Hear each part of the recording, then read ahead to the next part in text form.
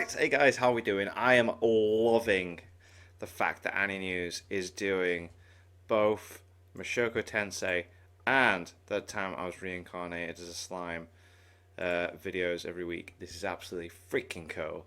I love it because the anime, both of them are just so epic right now, and it's really cool to see things that have been left out, changed, and everything. So this is going over Diablo, such a dude, absolute beast. And then when he revealed he's a Daemon Lord, which is potentially stronger than a Demon Lord, it's like, what?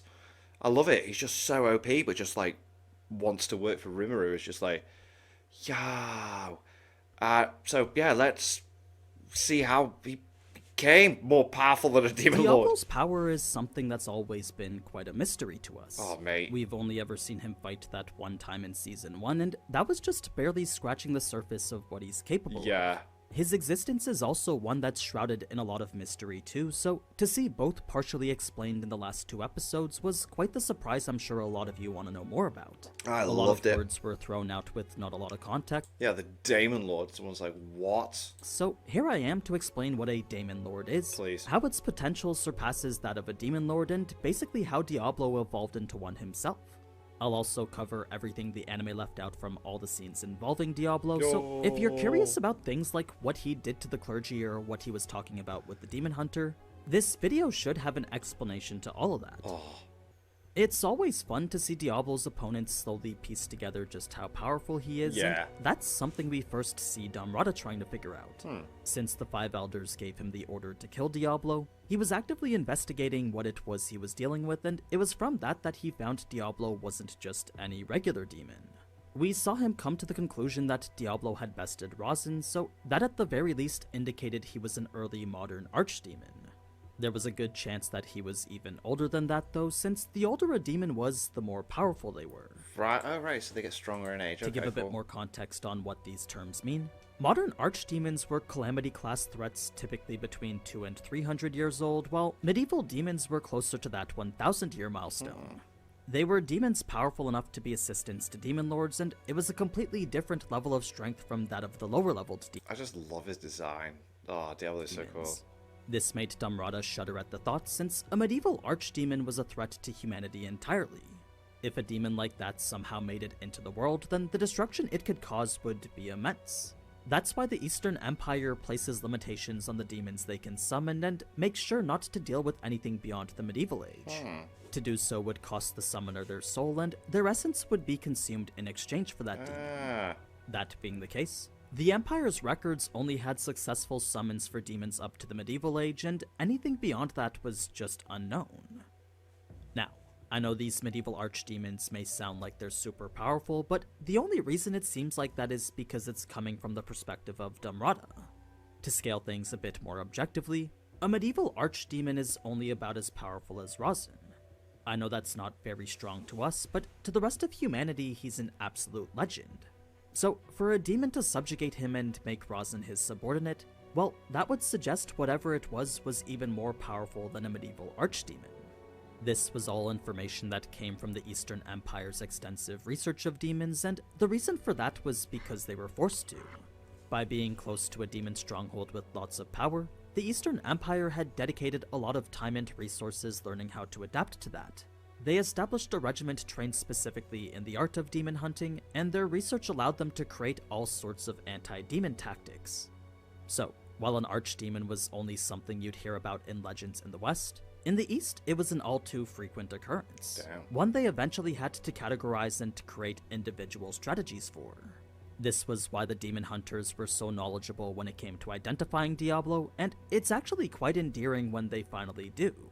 The process getting there was just so entertaining though, so let's start off with when they have him surrounded. Yes. Their initial thoughts were that this was just an archdemon, so as all archdemons were, they believed Diablo's weakness was in his physical form. Yes, a named archdemon is significantly stronger than a regular archdemon, but even so, its physical body was still the avenue to defeating it. Where the leader knew to exercise caution was with regards to the potential that he was dealing with an ancient demon. Initially, he believed Diablo was just medieval, but after seeing he had a name, he figured it was best to consider him ancient. This was a class of demon older than medieval, and it was one most commonly associated with demon nobility, a higher order of demon gifted with power, intelligence, and possibly even an army. They were a significant threat that the leader knew not to underestimate. That's not to say he didn't think he could still defeat Diablo though, since despite the possibility of him being ancient, he was in his eyes still just an archdemon. He was an opponent the demon hunter leader had tons of experience fighting against. There was, however, one thing that the hunter found strange, and that was the way Diablo's confidence surpassed that of every demon he's faced before. Wow. So it's just like, this guy is like so super confident right now. I've never experienced that. You would feel very uneasy being a demon hunter and then encountering someone that's just not caring whatsoever. You'd be like, oh god, what's going on here? Sure, it was standard to see demons overestimate their power, but to see it at a level like this was just off-putting. I just love His Diablo's, lack of concern for their calm attack composure. couldn't even be called arrogance anymore. No, at this point it was something even more imperious than that. I'd love a crossover where Diablo and Demiurge both like team up for something. Do you know what I mean? That'd be sick, yeah. So, the attack they engaged with was the latest in anti-demon technology, and its purpose was to break past the layers of barriers demons typically protected themselves with. It used a force non-reliant on magicules, and that normally would have been enough to take on the demons they usually faced. Diablo wasn't a normal demon though, so as we saw, his innate resistance meant he didn't even need a barrier to counter it. Nothing, just It was the tanked second it. sign so far that Diablo was different. The third came when he named the skill he used to terrify everyone, because this was something only a Demon Lord class monster could possess. Bringing us to that conversation about Demon Lord factors and demon evolution. This may have been a bit confusing in the anime, but it was essentially Diablo educating this person on how demon society really worked. So, the first bit of confusion comes from the hunter's limited knowledge on archdemons. He believed archdemon was the highest level of demon, and because of that, it wasn't Right. possible for them to become a demon lord. It was a supposed fact uncovered by their extensive research on demons, and what that revealed was that every demon had an upper limit to the amount of magicules they could store. Apparently, it was a fixed number across all of them, so though a demon may appear different in both form and strength, that difference stemmed from how much experience they had, not the amount of magicules. This is why older demons seemed more powerful than modern ones, since over time they'd been able to formulate better strategies in conserving magicules. They had optimized the ways in which they could use them and found the most efficient methods of getting the most out of them. It was this knowledge that made demon hunters not fearful of demons anymore, since by knowing their limits they could use that against them. To them, knowledge was what gave them their advantage. Now, the hunter was right in stating a demon's magicules were limited, but as Diablo said, to think they couldn't evolve past that was wrong too. Rouge was the living example of such a case, but it could happen to any demon so long as they maxed their strength and lived for 2,000 years. God damn. It was light work for someone as strong as Diablo, but not so much when you're any of the other demons. Since demons naturally enjoyed combat, regardless of whether they were summoned to the physical realm or stayed in the spiritual one, battle was sure to be a constant part of either. Gonna be fine. The spiritual realm was particularly unforgiving though, since to lose a fight there meant getting magicules reduced from your upper limit. It would devolve you from the state that you were trying to stay in and reset any progress you've made towards trying to ascend past Archdemon. So, though Diablo made his evolution sound easy, what it really entailed was reaching your max potential first, then maintaining it for 2,000 years without losing once. Damn. It was kind of like getting the #1 headband in Afro Samurai, Oh, then mate. defending it for 2 straight millennia without ever losing. Cool. What a comparison. Afro Samurai, what an anime. This Wasn't a fan of part 2. I mean, it was alright. I just felt like, nah, I should have ended with number 1. And that video game, if you want to see me playing through Afro Samurai video game, that's out there on the channel somewhere. I think I did a complete thing last year. Put it all together. I'm terrible at video games, and that video game's hard, so you can laugh at me loads at that. But anyway, was the knowledge the Demon Hunter was missing, and though the revelation was certainly surprising, what shocked him more was Diablo's casual reference to Gi. Demon society had a very strict hierarchical relationship, so for a lower demon to refer to a higher one without any term of respect, well, that was as unthinkable as the end of the world. It didn't matter whether you were a primal or archdemon, the It's hierarchy still of demon further society was respecting, one that needed right. to be abided by. Diablo would then refer to Blanc the same way, and the incident they were talking about was one which could have plunged the world into chaos. So if Diablo knew about that and was referring to Rouge and Blanc so casually, then that meant he had to be at least as powerful as the one who caused the Bloody Shore incident. Whoa. It was a fearsome thought that finally let the hunter peer so into cool. what it was he was dealing with. Now, Sade still hadn't come to that realization yet, so to him Diablo wasn't anything particularly special. His name wasn't mentioned in any of the ancient texts, so at the very least it meant he wasn't a great demon. That being the case, the only thing Sade felt he needed to worry about was the unlikely case in which Diablo was an unnamed primordial demon.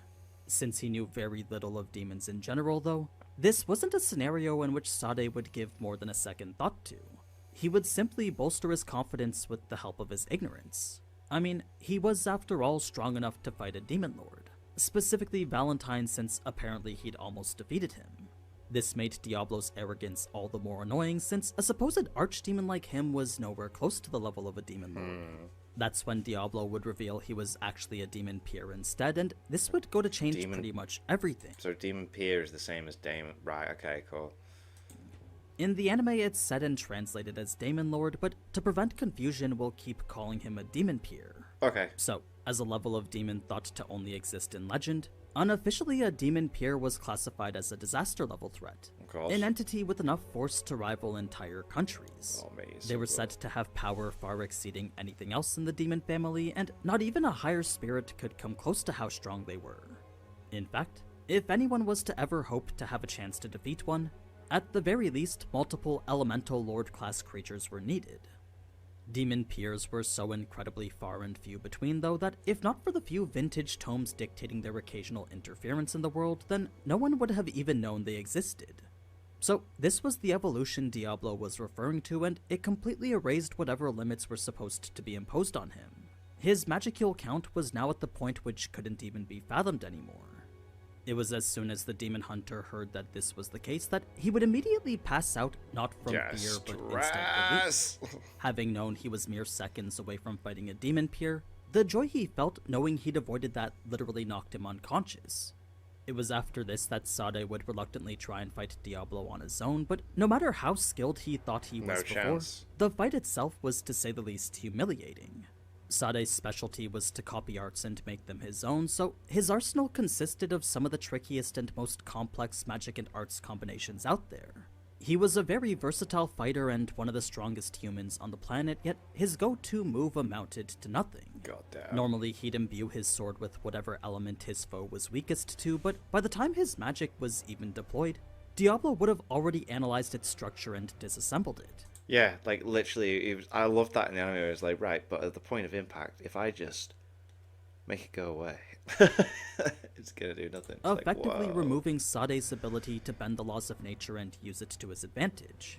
This forced him to fight with arts alone, but with his only advantage being in tactical skill, the difference in strength and magic made it seem like Diablo was fighting a baby. Like, he wasn't trying because he didn't need to, and whatever gap there was in tactical experience, Diablo was quickly closing through careful analysis. He was displaying a level of growth that was genuinely terrifying.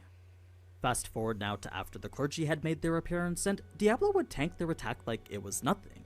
Despite it being ultimate class magic part of the nuclear family, this nuclear flame did absolutely nothing to him.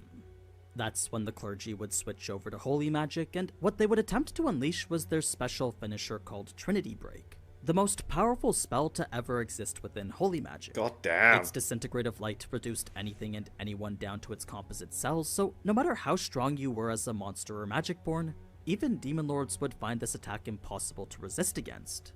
Diablo once again couldn't be concerned in the slightest though, since the moment the three would try to cast it, a simple snap of his fingers was all it took to negate it.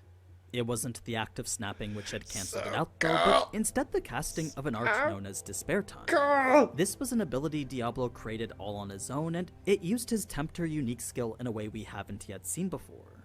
In addition to the manipulation and control we've seen him use it for in the past, Tempter also came with the subskill Temptation World.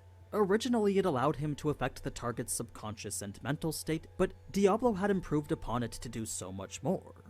Now it materialized a virtual world of which he had absolute control over, and the victims within would be powerless to do anything but succumb to it. Since the rules were determined entirely by him, he could even go so far as to dictate who could live and who could die within it. What makes this skill even more OP than that, though, is the way he combines it with reality exchange to make it real. You see, since the world is at first nothing but virtual, reality exchange allows him to take that pretend one and swap it out for the real thing. That means any monster or creature he imagined within would, after reality exchange, take physical form and become real in the physical world. It was a crazy, unfair skill that could be used for all sorts of inhumane things. Despair Time was therefore a combination of Temptation World and Reality Exchange, which, as we saw, trapped the clergy in a world of Diablo's own creation. I imagine he made magic ineffective in it, made it real, then collapsed that separate plane on top of itself. The collapsing part being a separate art he refers to as End of World. It was the act of destroying his newly formed reality and turning it back into nothingness. Now, as OP as making a complete separate plane of existence is, breaking out was technically possible. Should the victim have a well-trained spiritual body, or even just incredibly refined willpower, they could theoretically break themselves out. Doing so meant overpowering Diablo though, so it was very unlikely that anyone could ever do it. But yeah, that was everything we got pertaining to Diablo these past 2 episodes. I hope you enjoyed learning more about him, and if you did, then consider leaving a like and subscribing. You can also check out the Tensada-inspired Genesis tea that we're selling. The link to that will be down in the description. But anyway, as always, thank you so much for watching, and if you enjoyed this type of anime content, then you already know what to do. So, until next time, ciao. Ciao. God damn, Diablo's so freaking cool. I love it. I love it. He's smiling. Just like, yeah. Oh, awesome. We got more explanation on it. That's cool. And then, I've got another episode of Mushoku Tensei to watch. And then, well, so cool. Thank you to my patrons. If you want to have your name at the end of every video or want to be able to watch patron-only reactions, such as the original Dragon Ball series, link in the description to the Patreon page. $1 a month is the last support channel. It's greatly appreciated. Thanks for that. And if you want to see my videos early on here, click that join button, become a member, and then whenever I do a stream, you get like a emoji and a badge thing exclusively for you, and that's like $1 a month, I think.